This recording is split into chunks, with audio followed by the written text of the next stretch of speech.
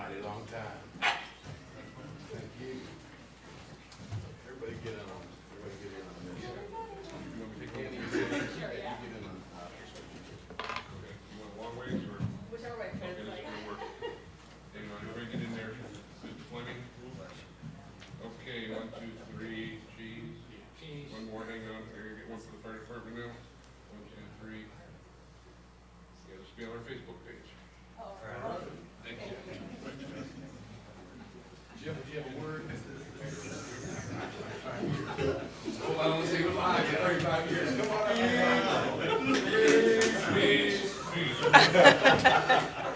I'd just like to say thank you to my coworkers and my family for coming here, and when you're doing something that you really like to do, 35 years goes a lot faster than you realize. You're right there. All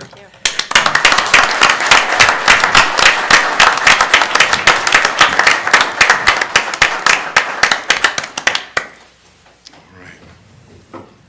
Before we get to the ugly, which even though it's a short meeting, we'll give you guys an opportunity. You can get on out of here. You don't have to stick around for this stuff. So, thanks for coming down, everybody.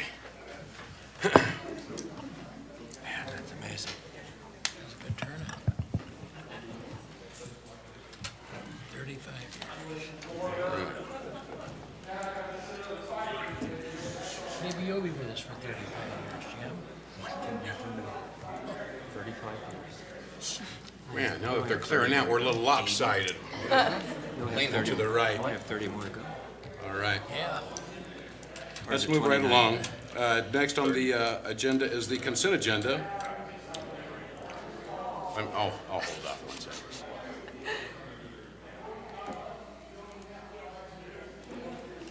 Exciting group. Next on the agenda is the consent agenda. All matters listed under item 1, consent agenda, having been discussed, are considered to be routine by the city council and will be enacted by one motion. There will be no separate discussion of these items. If discussion is desired, that item will be removed from the consent agenda and will be considered separately. On the consent tonight, we have the usual finances and miscellaneous, minutes of previous meetings, payroll and city claims, beer, liquor, wine, and cigarettes, reports and bonds. We have 5 resolutions. First resolution approving refund of liquor license for Moto's Public House LLC, doing business as Moto's Public House LLC. The second is a resolution approving engagement letter with Piper Jaffray and Company to serve as underwriter for issuance of general obligation of refunding bonds, Series 2017 A and B. The third is a resolution approving an amendment to the agreement with Piper Jaffray and Company to serve as dissemination agent for secondary market disclosure.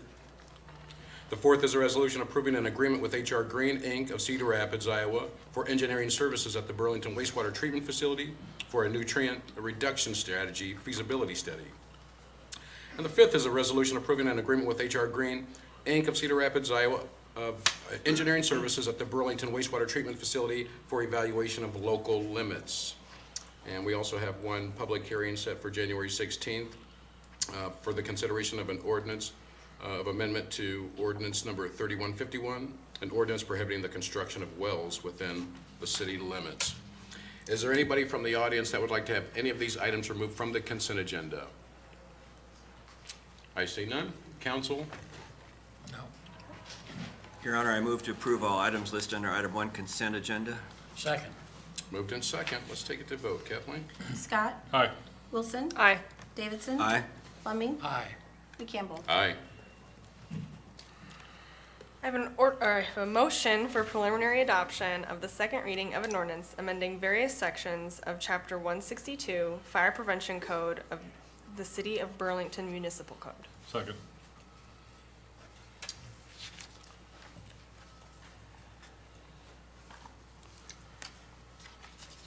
Just to recap, what we're asking the council to approve is changing from the 2012 to the 2015 International Fire Code. And then we're also modifying the times for the recreational fires from be 7 days a week from 11 a.m. to 11 p.m. So those are the only 2 changes in that ordinance, so unless you guys have any questions for me. I've done. Any questions from the audience? Are there any major changes to the, Can I have you, can I have you need come to? come to Thank the you, Mr. microphone. Gary Fenton, 2520 Mount Pleasant Street. Just questioning what changes that, if any, that would apply to commercial. There are some small modifications in the fire code. The one thing that the international code does is it works very closely with the building code. And so, well, to give you an example, the schools, we always encourage the schools to have fire drills within the first 10 days of school. With the 2015 code, it's now a requirement. So I'll be working with the schools to make sure that that happens, that they conduct fire drills within the first 10 days, even though we like for them to do that anyway. It's a little tweaking like that. Okay. There is some other things involving like elevators as far as enclosures and that kind of stuff, but there isn't anything major in this fire code. Thank you. Thank you.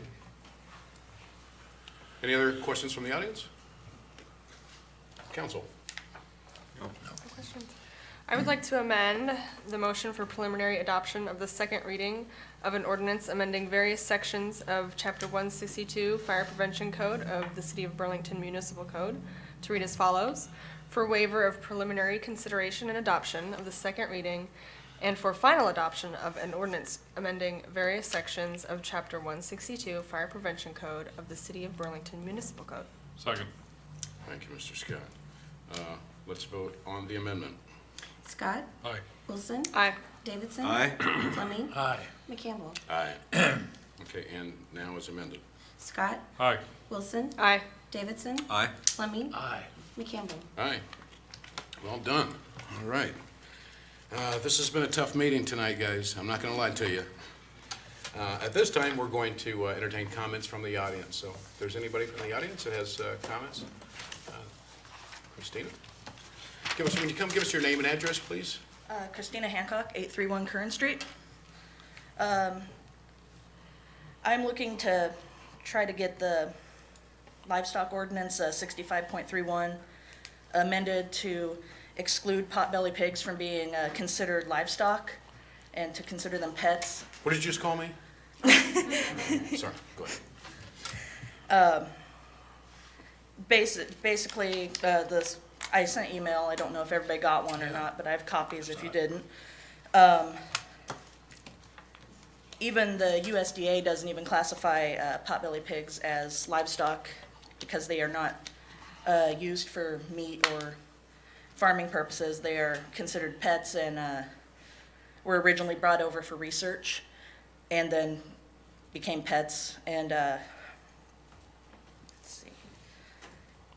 Even the surrounding city ordinances even classify them in their own section and often exclude them from the livestock ordinances in other cities.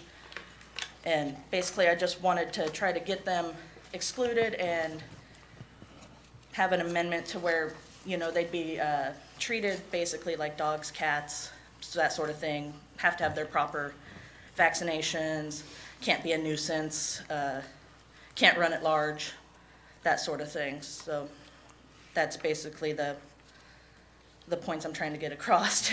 I'm really nervous if you can't tell. Sir, we won't bite. It's funny though, but you know, everybody says, you know, it's no big deal, but when you come down and you do have to speak. It was fine. It was fine sitting when when I had to get up. It's a little nerve-wracking. But you're doing fine. You're doing good. But I hope that can be something that we can work on and hopefully get a change, and because I'd love to have a pig. Mr. Tislin, did you look into, didn't you look into some of that at all, or? A little bit. It falls under the animal control section of the code. I haven't had a chance to look at other communities yet, but He's just getting back from vacation.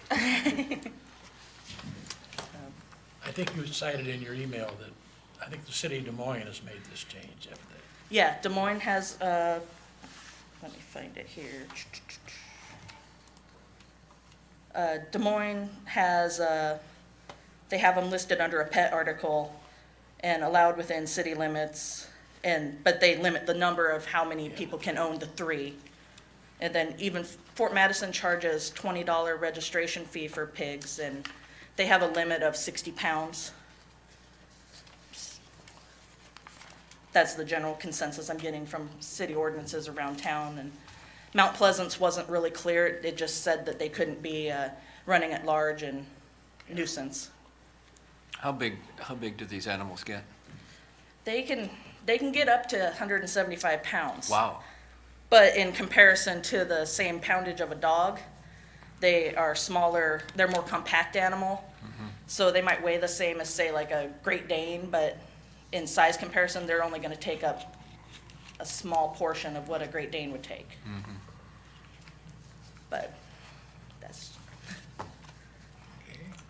you guys have any other questions for her? No, thank you. thanks. Thank you, down. Christine. Appreciate it. It wasn't so bad, was it? Did you want this brought forward at a following work session as a topic? Yeah, I would. think so. Yeah. All right. Come on down.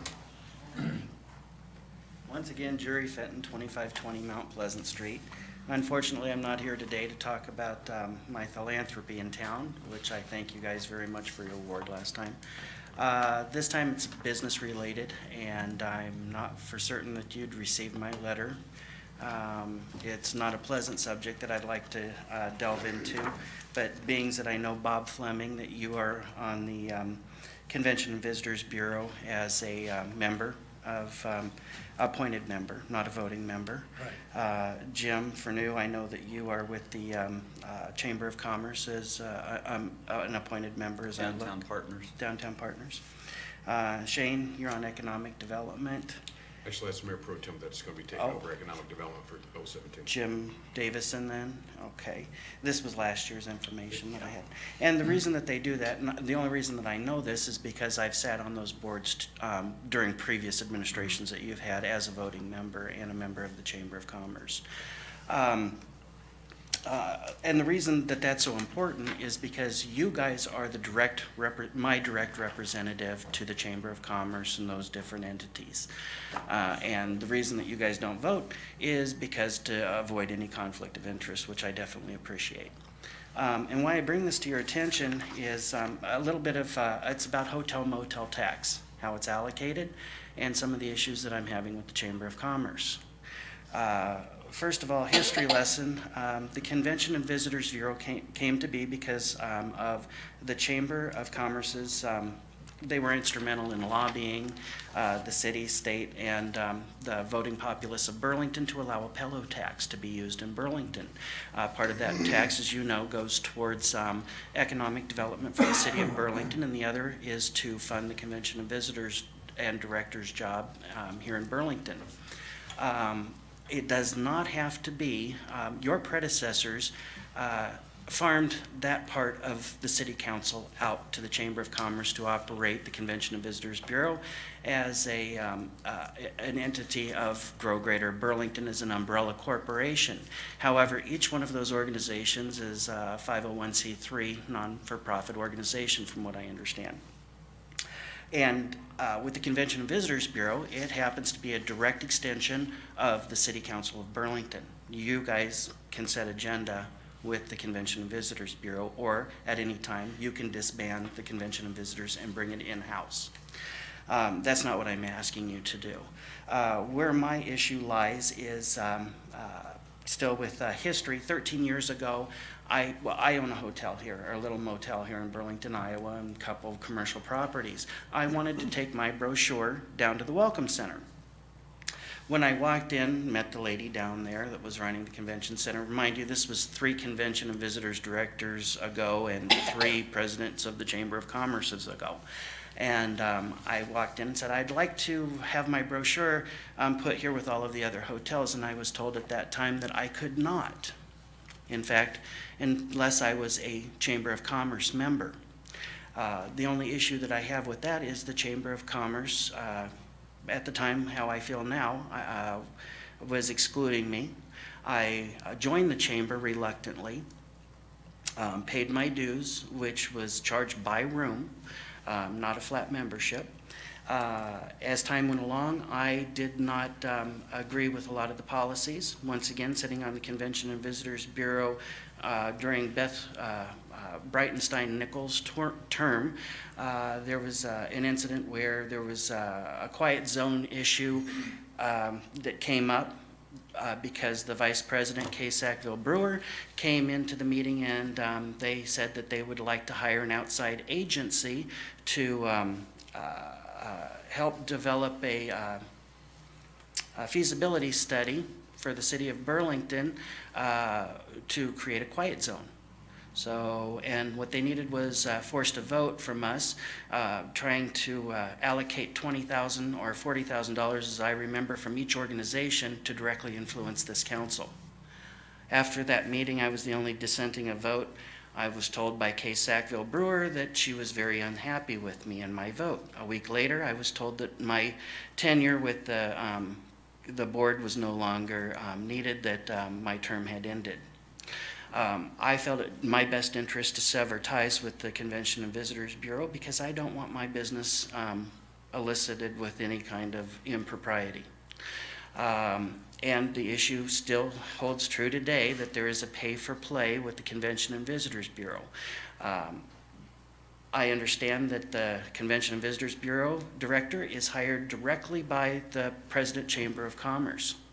It seems that their agenda has been more about membership to the chamber than it is about representing or influencing the representation from the community. For 13 years now, I have vied to go with against Wendy Hogan, Beth Breitenstein Nichols, Chelsea today, that my business should be listed in the Convention and Visitors Guide, wherein lies another conflict of interest. The only hotels that are listed in the Convention and Visitors Guide happens to be chamber members. You can buy an ad, they will tell me, but I don't want to buy an ad, but I'm still excluded, not listed. However, there are 10 hotels in the Burlington area that are collecting hotel motel tax. And the Pelo tax I collect is sent off to the Treasurer State of Iowa, and then, as you know, divvied up to the communities and comes back to be used here.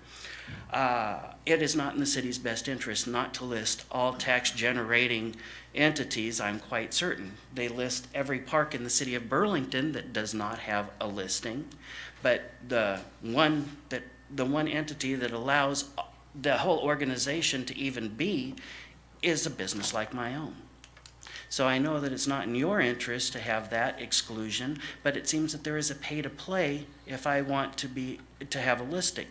Now, bed and breakfast, they get a listing, but they don't pay hotel motel tax. And therein lies what I'm trying to say is there's a conflict of interest. And the reason being that I say this is because it is 4 different entities: Downtown Partners, Chamber of Commerce, Grow Greater Burlington, and Economic Development. They're all their own C13s that provide their own profit and loss statements. Any one of these figures and facts that I just put out to you, you can go back and look them up. Pull from the records on voting. And the reason that I know what was happening as an impropriety when I was with the Chamber of Commerce, or with the Chamber at that time, was from the IRS exemptions on requirements for 501c3s. To be tax exempt under the section of 501c3, the Internal Revenue Code, an organization must be organized and operated exclusively for exempt purposes set forth in section 501c3, and none of its earnings may incur to any private shareholder or individual. In addition, it may not be an active organization. Example, it may not attempt to influence legislation as a substantial part of its activities.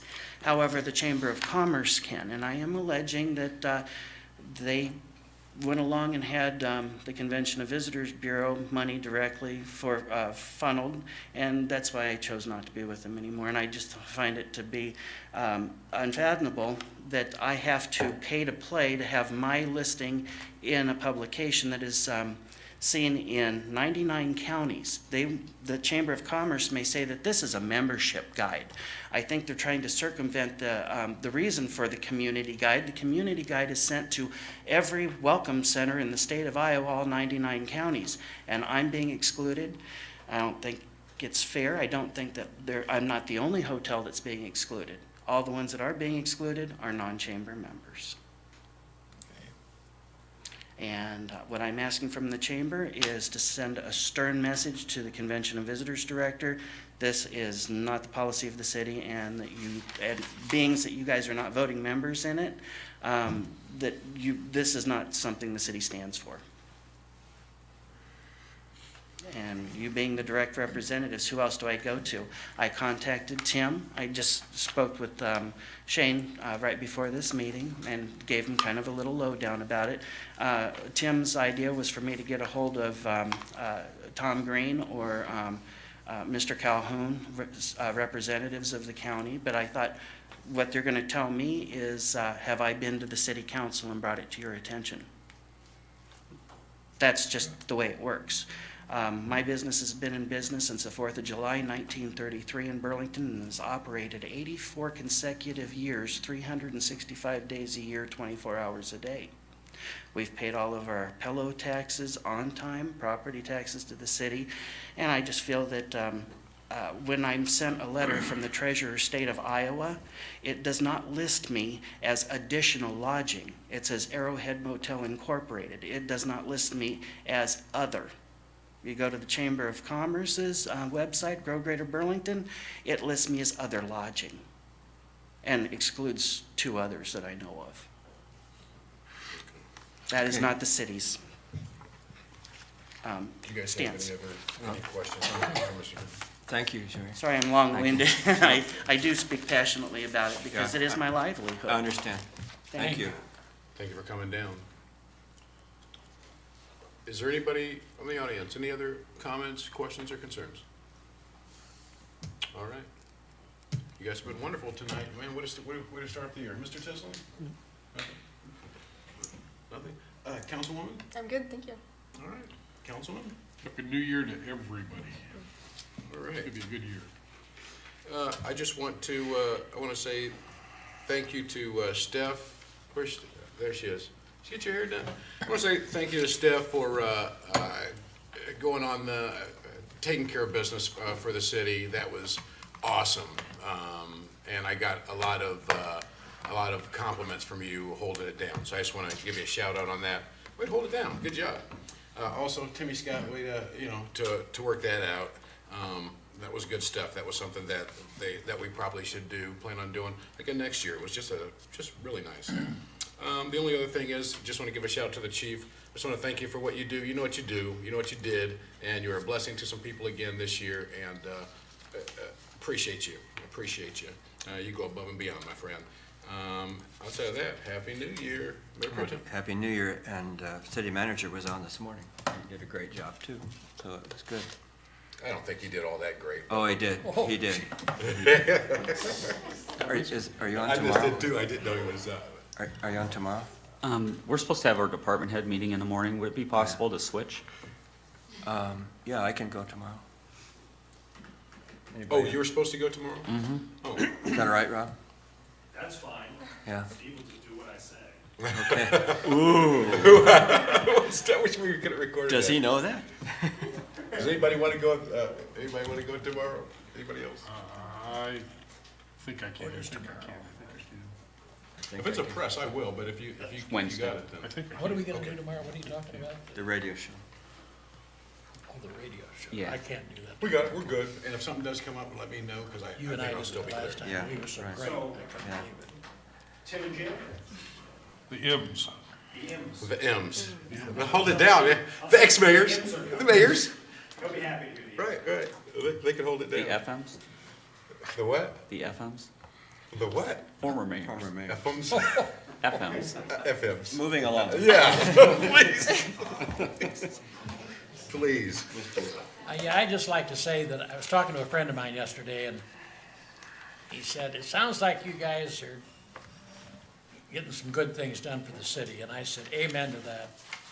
I guess I'm so proud of what our people have done, especially the city manager, in getting our financial situation in much better shape than it was. So I know we're gonna start working on the budget here next year, and I think each one of us can tell the public that we're gonna do everything we can to hold the line as best we can. We're gonna do what we think best serves the interest of our community. Thank you and Happy New Year. Well said. City manager. The only other thing that just handed out the tentative budget schedule, meetings. If these aren't going to work, we need to know. But as you look in there, we're looking to begin with at least a introduction to the topic next Monday. And then after that, we're looking, Thursdays, 3 or 3:30. Annie, you need it to be to 3:30 for work schedule? Well, After, I work till 5 now. Oh, so do you? This is gonna be okay, though. It'll be Okay. fine. Okay. Well, we can do it later if we No, need to. this is quite all right. We just did it that way, that's where it was last year, but, if we need to adjust, we can. We just put this out tentatively for the 3 Thursdays and then using the off Monday, the 5th Monday, instead of having that off, we get to still be in here. We haven't set up which departments on what nights yet, but if we're gonna need to adjust, we'll need to know that so that we can make sure that works for different department heads.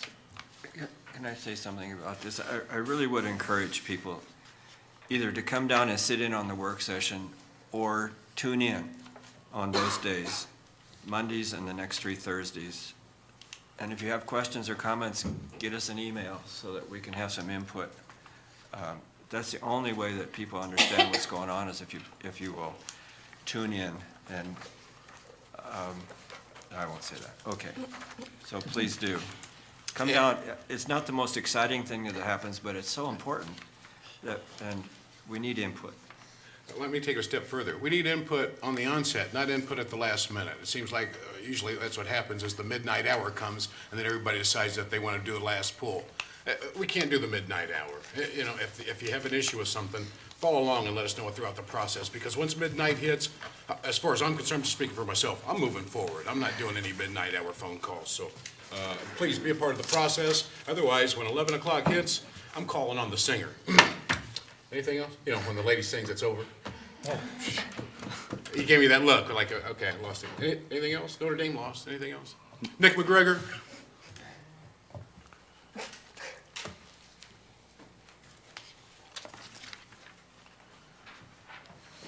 He's not saying. Sorry, I'm not saying anything. No, it's not saying. I got a meeting at 6, so. I just wanted to throw this up here quick. I went over it last week. The Jefferson Street 200 block corridor, on redoing that. About $60,000, that's kind of a rough estimate. We will work on plans on moving that forward, taking out of miscellaneous funds, and the engineering would be road use tax. But any questions, quick? I think it's a good move. Get her done. Better, you got Get her it. done. Oops, you're 10 seconds late here, buddy. I know. Yeah, it's out of miscellaneous street projects. Correct. That, Yep. we set aside a set amount each year into that, Yep, 114. yeah. Thank you. Get her done. Thank you. Get her done. Anything from the back table? We good? Okay. The only thing I'd just say, you talked about the timing on the budget. Budget is due to the state by March 15, and when we back in what the timing on that, that means final decisions on the budget do need to be made by about February 20. Not on this sheet. Filed, needs to be filed with the city clerk Friday, February 10. So we, in order to get public hearings done and notifications, so you really do need comments if you're gonna have them from the public, not at the end of the presentations, which won't be completed until around January 30, but you need folks to be given input as you go along. We don't have information out yet in OpenGov, largely because I haven't finished it yet.